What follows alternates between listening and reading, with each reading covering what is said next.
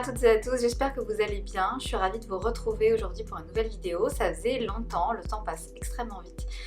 J'avais beaucoup de projets ces derniers mois. Je suis aussi souvent en vadrouille, on va dire, dans le sens où avec mon mari on vit l'été dans un bus scolaire, donc on est pas mal nomade et au final ça fait que j'ai pas forcément toujours une connexion internet stable.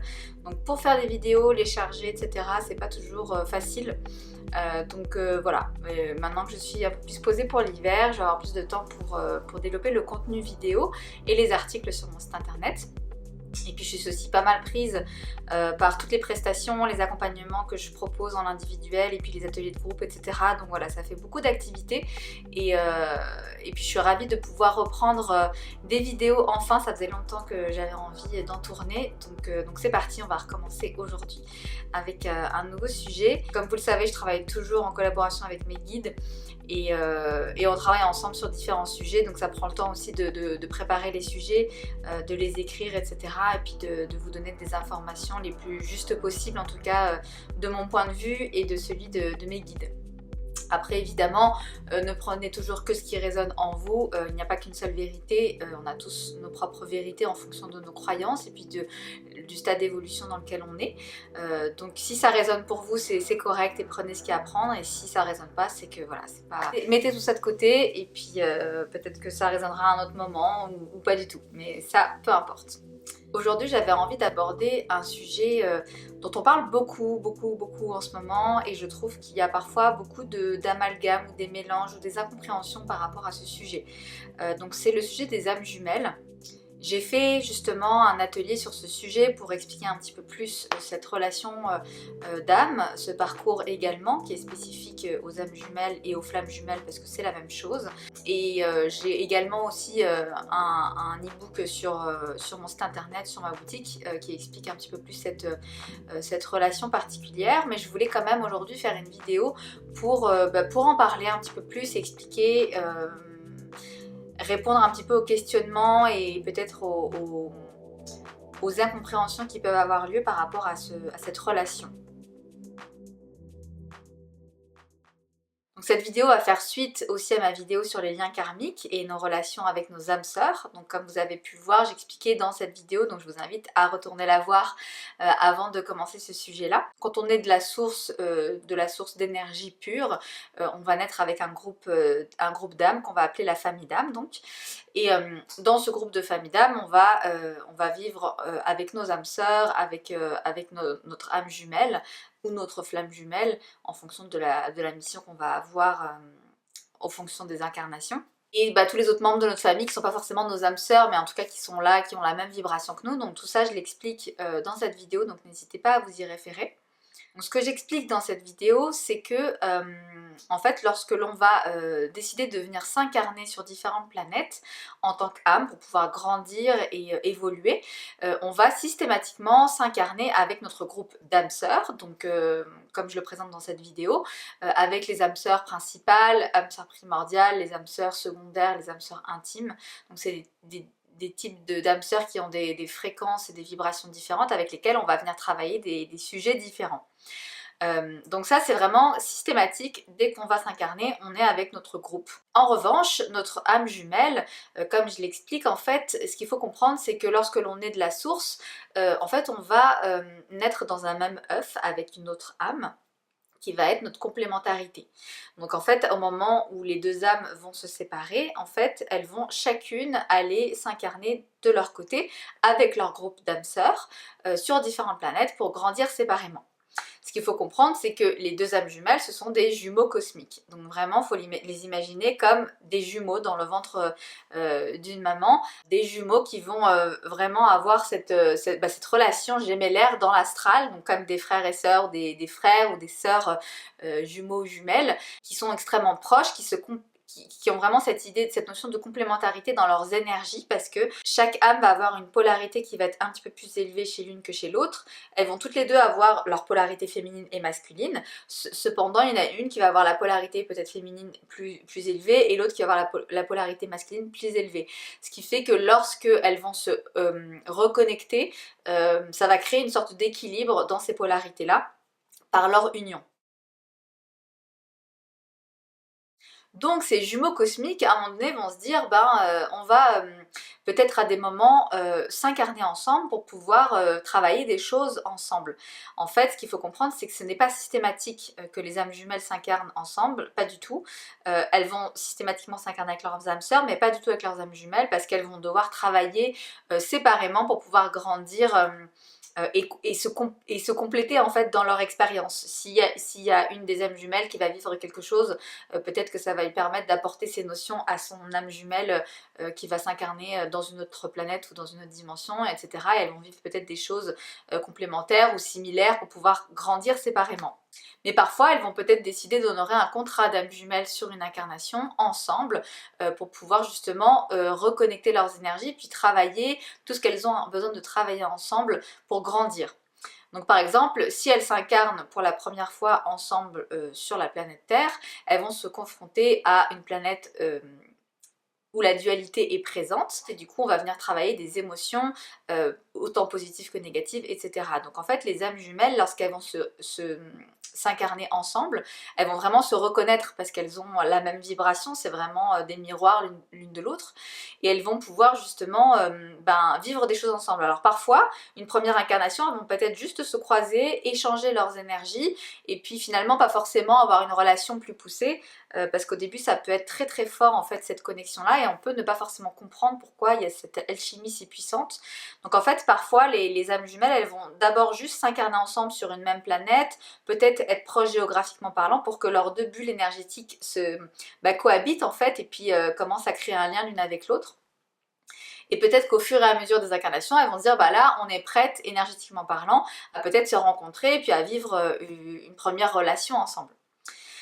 Donc en fait, les âmes jumelles, ce ne sont pas forcément des couples, ça peut être en fait des frères et sœurs, ça peut être des membres d'une même famille, ça peut être donc deux hommes, deux femmes, un homme, une femme. En fait, il n'y a pas de généralité, c'est vraiment deux âmes qui vont se comprendre tout de suite et se reconnaître lorsqu'elles vont se découvrir, en tout cas sur une planète. Elles vont sentir qu'il y a une énorme connexion entre elles. Parfois elles peuvent avoir un grand écart d'âge, comme pas du tout.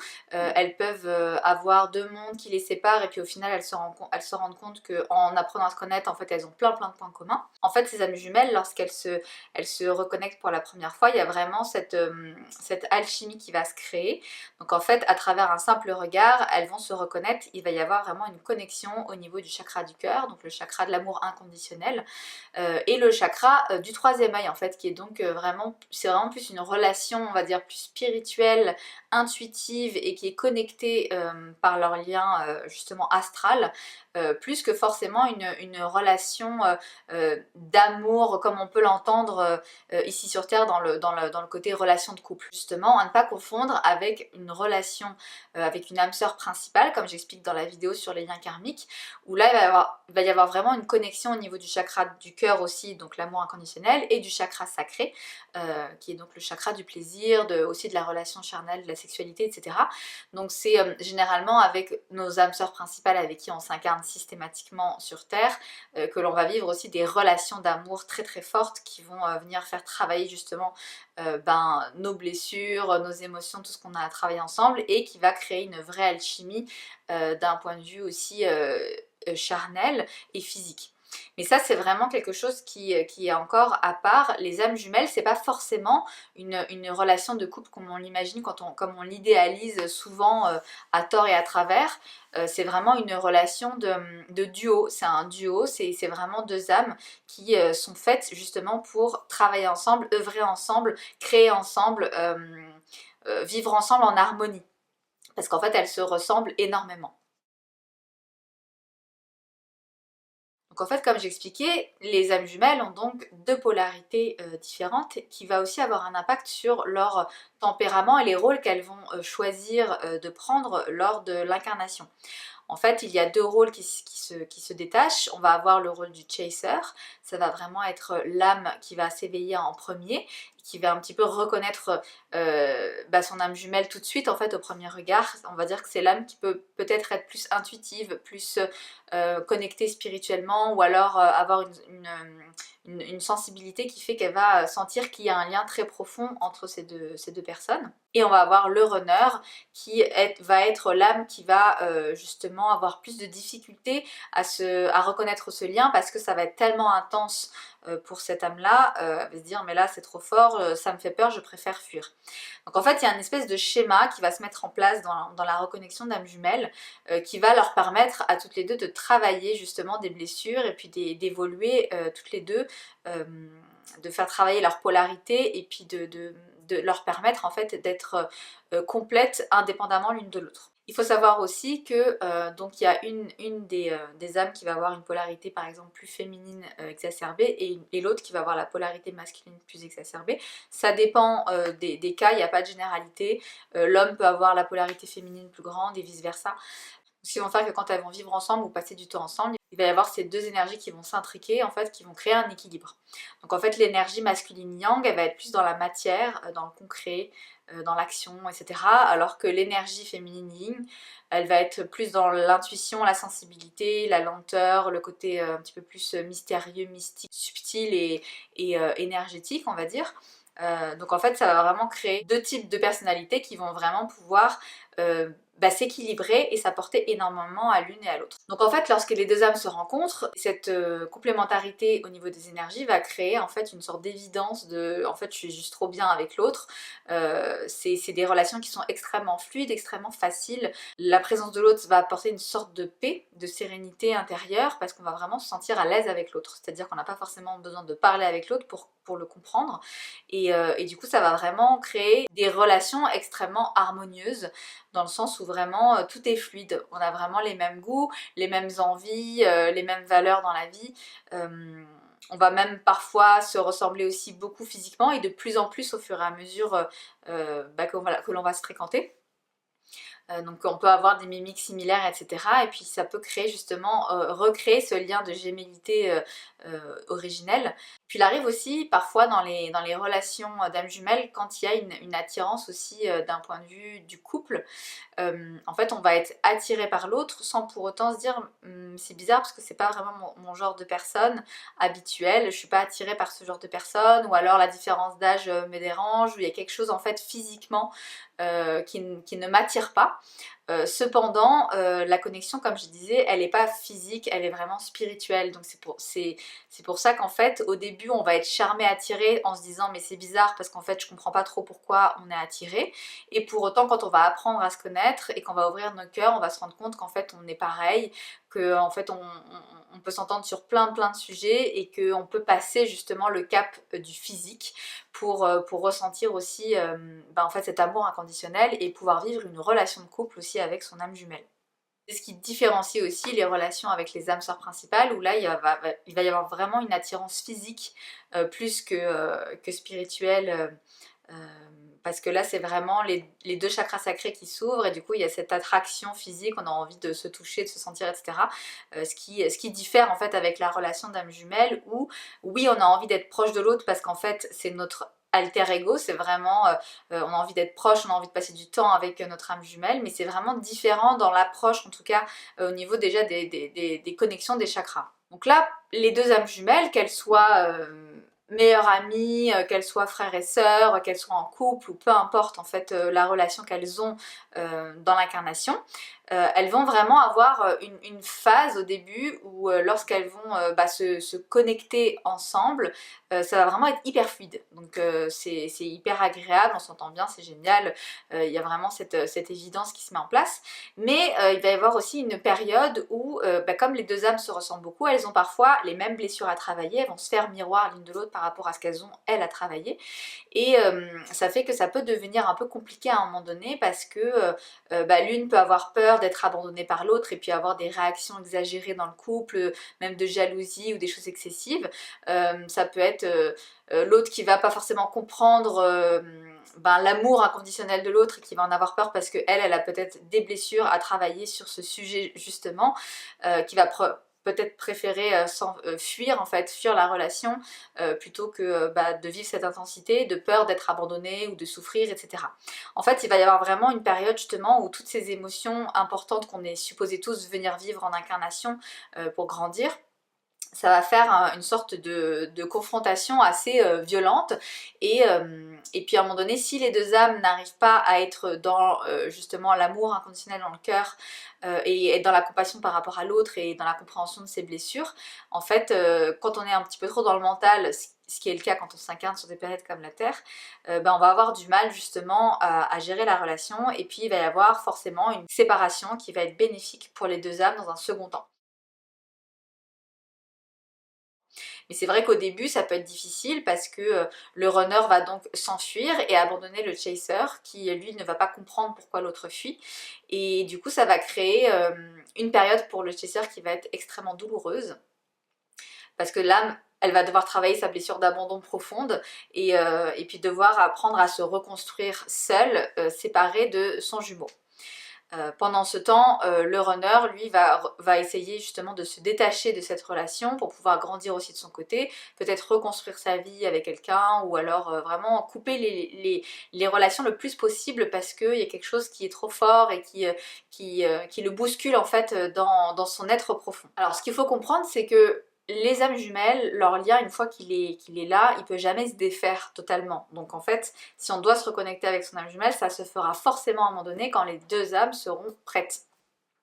Mais pour ça, il faut passer par une étape qui peut être plus ou moins longue en fonction des différentes âmes jumelles, dans laquelle elles doivent justement se reconstruire, réapprendre à s'aimer en fait indépendamment de l'autre et de ne plus être dans cette dépendance affective ou dans cette dépendance de l'autre parce qu'en fait, oui, la relation d'âme jumelle c'est une parfaite complétude et ça peut créer de magnifiques choses, mais avant de pouvoir le faire, il faut que les deux âmes soient déjà complètes séparément.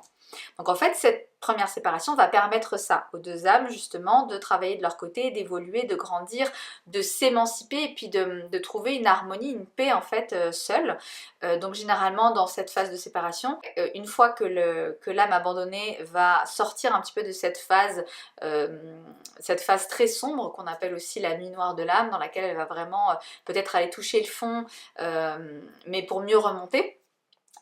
L'idée c'est que plus cette âme va travailler sur elle et puis retrouver en fait sa lumière, retrouver sa mission, se reconnecter à son âme et puis vraiment essayer de développer sa vie indépendamment, plus elle va aider par effet de résonance son âme jumelle qui est donc elle dans sa construction de son côté, qui n'est pas forcément consciente en fait qu'elle travaille sur elle, mais ça va se faire de manière subtile parce que vraiment les deux âmes jumelles sont connectées d'un point de vue subtil, le lien il est toujours présent. Ce qui va faire que le travail qu'une âme va faire de son côté, ça va avoir un impact sur l'autre et ça va l'aider. Donc par exemple, souvent dans ces phases-là, il va y avoir au niveau de l'âme abandonnée, donc le chaser, il va y avoir une phase d'éveil spirituel souvent, c'est souvent le cas, dans laquelle cette âme elle va se rendre compte en fait de plein de choses par rapport à elle, par rapport à ce lien, etc. Et cette phase d'éveil va permettre aussi à l'autre de s'éveiller aussi de manière indirecte et ça va pouvoir créer justement cette harmonie, même séparée. Donc cette phase de séparation, elle peut vraiment durer quelques mois, quelques années, parfois plusieurs vies, ça dépend en fait du chemin qu'elles vont devoir parcourir l'une et l'autre pour pouvoir être prêtes à se reconnecter. Ce qu'il faut savoir, c'est que pour que deux âmes jumelles finalement se reconnectent, que ce soit dans une relation, dans une mission commune ou alors à distance mais à travers ce qu'elles vont œuvrer, en fait il faut que les deux soient prête d'un point de vue émotionnel, d'un point de vue subtil, au niveau des énergies, au niveau vibratoire, justement, à pouvoir en fait, justement recréer cette reconnexion finale. Donc en fait, en fonction des différentes âmes, donc comme je dis, ça prend du temps, ça dépend en fait de chaque situation. Plus on est aussi éveillé, plus on est conscient du lien, plus on travaille sur soi et qu'on se libère de ces bagages émotionnels et de toutes ces blessures, de tout ce qu'on avait besoin de nettoyer karmiquement parlant, etc. Plus ça va être rapide en fait, la reconnexion. Pour certains, ça va prendre plus de temps. Moi en l'occurrence avec mon âme jumelle, ça a pris plusieurs vies de séparation. En tout cas, une vie au moins de séparation parce qu'on n'était pas prêt dans cette vie passée à se reconnecter. Il y avait du travail encore à faire et maintenant qu'on s'est reconnecté dans cette vie, en fait on a vraiment fait ce travail d'épuration et qu'on était prêt en fait à vivre notre mission commune. Ce n'est qu'une fois que chaque âme est vraiment complète séparément, qu'elle est heureuse dans sa vie, qu'elle est indépendante et qu'elle est euh, pleinement accomplie en fait, ou du moins qu'elle est en chemin pour et que le travail, il y a un gros travail qui a été fait, du coup les deux âmes vont progressivement se rapprocher pour pouvoir justement recommencer à reconnecter leur bulle énergétique. Donc parfois en fait il va y avoir un rapprochement géographique des deux âmes, donc le runner va se rapprocher du chaser même de manière inconsciente, peut-être déménager dans la même ville, etc. Et du coup ça va faire que les deux bulles énergétiques vont commencer justement à recréer des liens progressifs pour que ça puisse se reconnecter avec harmonie. Parfois il faut un petit peu de temps avant que ces deux âmes soient prêtes peut-être à vivre leur mission commune. En se rapprochant, on sait qu'il y a déjà les deux âmes qui commencent en fait justement à être prêtes à se reconnecter. Alors il y a aussi des cas particuliers où parfois la reconnexion elle va se faire à distance mais à travers peut-être des échanges. Ça peut être, c'est pas forcément géographique mais du coup le runner va peut-être reprendre contact avec le chaser, commencer à recréer des liens justement pour prendre des nouvelles, etc. Donc ça montre que le runner en fait pense toujours au chaser puisque le lien de toute façon il est toujours là et que l'amour inconditionnel est présent. Donc ça peut se faire aussi à distance et il faut savoir que les âmes jumelles parfois leur mission elle se fait aussi à distance, c'est-à-dire qu'elles sont pas forcément ensemble, elles sont pas forcément dans le même pays ou dans la même ville ou quoi, mais elles vont œuvrer pour une mission commune à distance. Peut-être ça peut être deux écrivains qui vont écrire sur un même sujet, qui vont peut-être échanger ensemble, et parfois même la connexion elle peut se faire de manière inconsciente, c'est-à-dire que les deux âmes justement vont œuvrer ensemble sans forcément le savoir, mais leur partie supérieure le sait et la mission a lieu. Donc en fait il n'y a pas de généralité, ça dépend vraiment à chaque fois des relations. Pour que les deux âmes se reconnaissent, c'est qu'il faut qu'elles soient prêtes, et une fois que c'est le cas, eh bien elles sont prêtes justement à vivre leur relation qu'elles ont à vivre, et ce qui est le plus important pour elles, c'est la mission commune.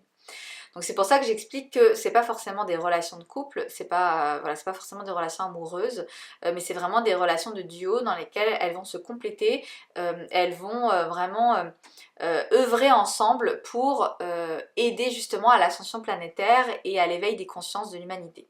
Donc en fait, il faut comprendre qu'il y a aussi beaucoup d'âmes jumelles incarnées à l'heure actuelle sur Terre parce qu'on vit une phase de transition justement au niveau planétaire qui fait qu'on a besoin d'avoir un éveil assez global des consciences pour pouvoir aider la planète à ascensionner et l'humanité aussi à se libérer de certaines croyances et puis d'une oppression qu'elle a subie depuis des millénaires.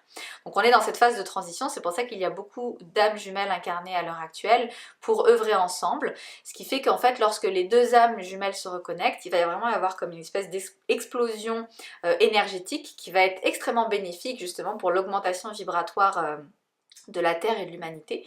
Donc en fait dès qu'elles sont connectées, qu'elles sont ensemble, c'est pour ça qu'aussi elles ressentent ça dans tout leur corps, c'est qu'en fait il y a cette bulle énergétique qui est extrêmement puissante et qui fait qu'elles-mêmes elles augmentent en vibration dès qu'elles sont ensemble et elles le font avec toutes les personnes autour d'elles. Donc ça va vraiment se manifester à l'échelle de la Terre, mais ça va aussi se manifester dans l'astral et dans le subtil. Lorsque les deux âmes jumelles sont connectées sur Terre, ça va avoir un impact sur le cosmos également, et donc ça va aider à la vibration des autres planètes, et vraiment il y a un impact beaucoup plus grand aussi dans le subtil autant que dans la matière.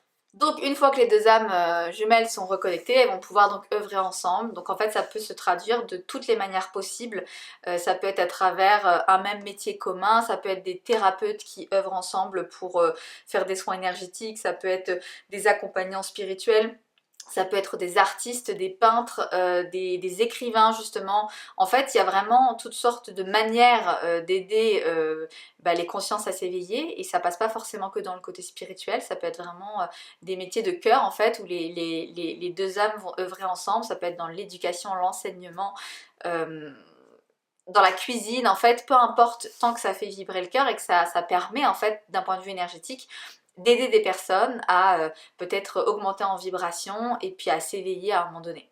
Donc en fait, elles ont vraiment cette mission qui va se détacher et qu'elles vont accepter de vivre pleinement.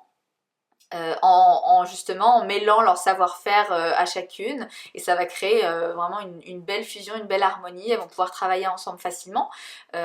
C'est pour ça aussi que les relations d'âmes jumelles sont très fluides, parce que du coup comme elles sont pareilles sur plein de points, vivre ensemble c'est facile, du coup travailler ensemble c'est facile, et c'est souvent aussi parfois des couples qui vivent et travaillent ensemble avec harmonie, ce qui peut être difficile pour certains autres couples. Donc c'est comme ça aussi qu'on reconnaît les relations d'âmes jumelles.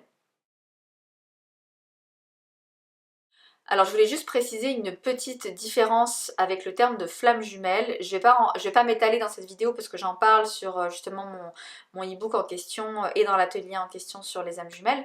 Mais en fait, ce que m'ont expliqué mes guides, c'est que les flammes jumelles, la différence qu'elles ont avec les âmes jumelles, c'est le même principe pour tout ce que je vous ai raconté depuis le début, c'est la même chose. Sauf qu'en fait, ici, ça va être systématiquement, elles vont systématiquement s'incarner dans un corps féminin et un corps masculin. Parce que là, il va y avoir besoin justement de cette connexion au niveau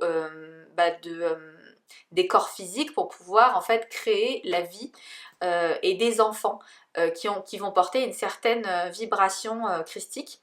Donc ça c'est une mission qui, en fait, ce qui va différencier les âmes jumelles des flammes jumelles, c'est leur mission au final qui va être différente. Mais sinon, pour le reste, c'est exactement pareil.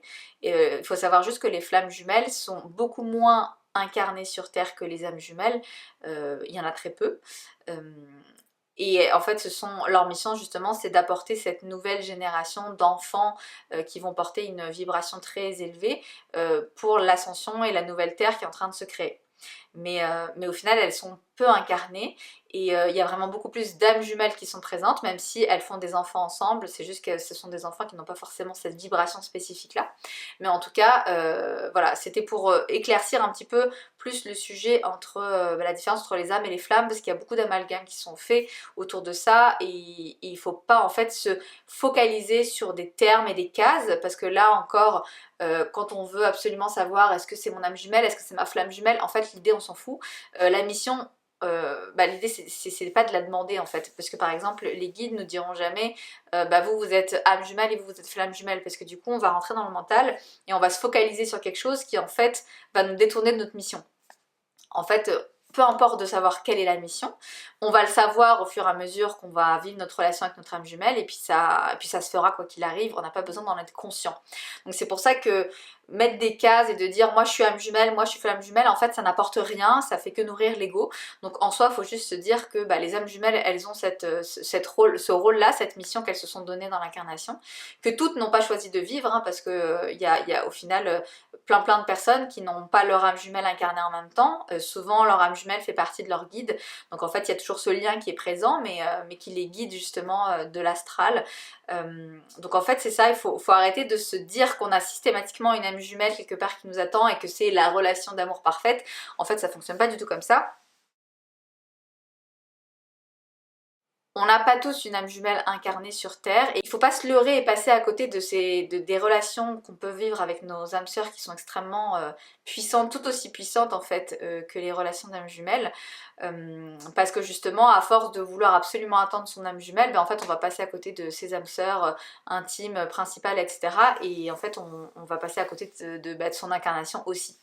Donc en fait, il y a vraiment ça à comprendre. On n'a pas tous choisi de vivre cette relation d'âme jumelle parce qu'elle n'est pas facile. C'est une relation qui demande quand même beaucoup de travail, de prendre sur soi. C'est généralement des reconnexions qui font qu'il y a des missions en fait qui sont quand même assez importantes.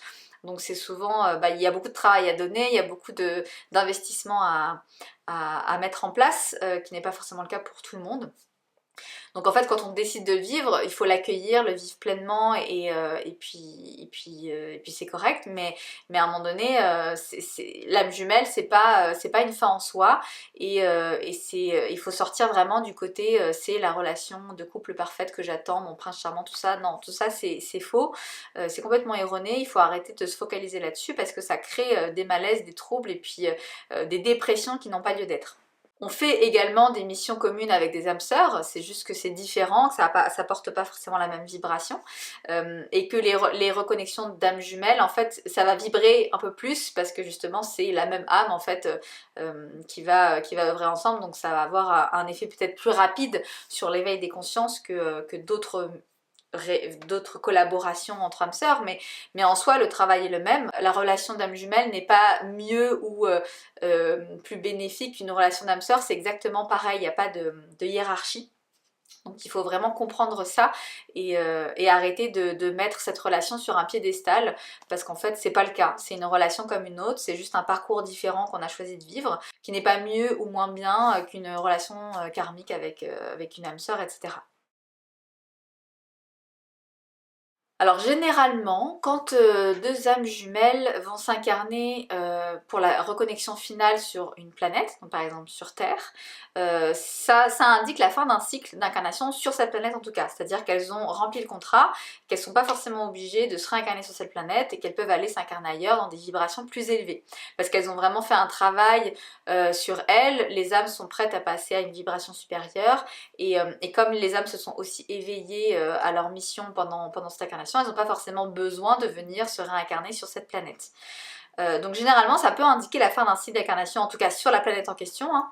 Les âmes vont continuer de s'incarner ailleurs dans des vibrations plus élevées, mais elles peuvent aussi très bien se dire oh bah finalement je vais revenir m'incarner sur Terre parce que j'aimerais bien me faire une petite incarnation un peu tranquille sur une petite plage à profiter de la vie et de la matière. Ce qu'on ne peut pas forcément faire partout sur toutes les autres planètes parce que les densités de matière sont différentes. Il y a des planètes où il n'y a pas de densité, donc c'est beaucoup plus subtil. Et c'est vrai que parfois, pourquoi on aime beaucoup s'incarner sur Terre, c'est justement parce qu'on aime se connecter à la matière, au sens les toucher, le goût, l'odorat, la vue, etc. Manger, marcher, tout ça, c'est des sensations qu'on n'a pas d'un point de vue astral. Et c'est pour ça qu'on aime beaucoup s'incarner sur Terre et qu'il faut en profiter pleinement, parce que c'est en fait c'est super de pouvoir vivre la matière.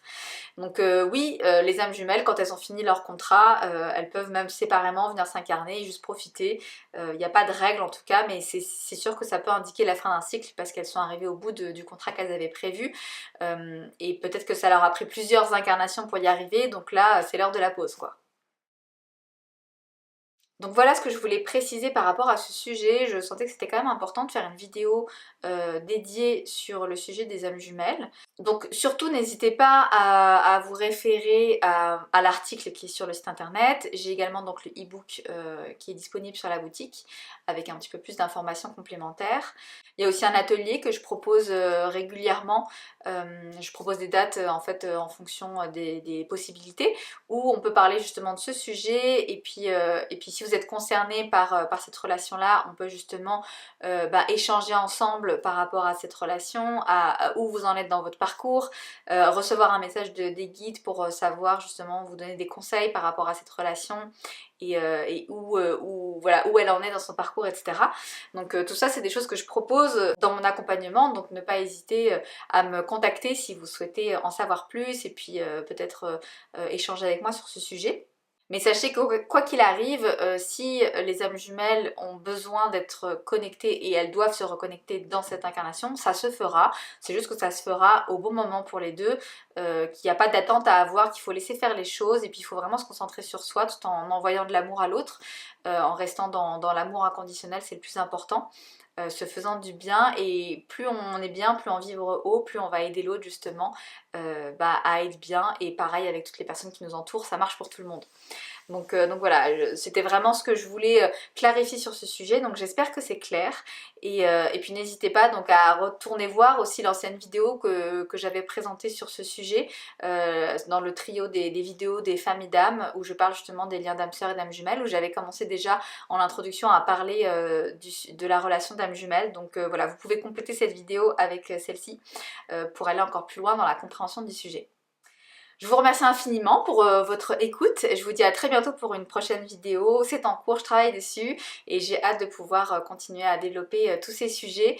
J'espère en tout cas que ça vous parle. N'hésitez pas à partager les contenus vidéo si ça vous plaît. N'hésitez pas à mettre un petit pouce. Voilà, abonnez-vous à la chaîne pour que ça continue de diffuser, que je puisse continuer de transmettre tous ces enseignements au plus grand nombre. Voilà, je vous fais plein de gros bisous. Je vous dis à très bientôt et surtout prenez soin de vous. Bye!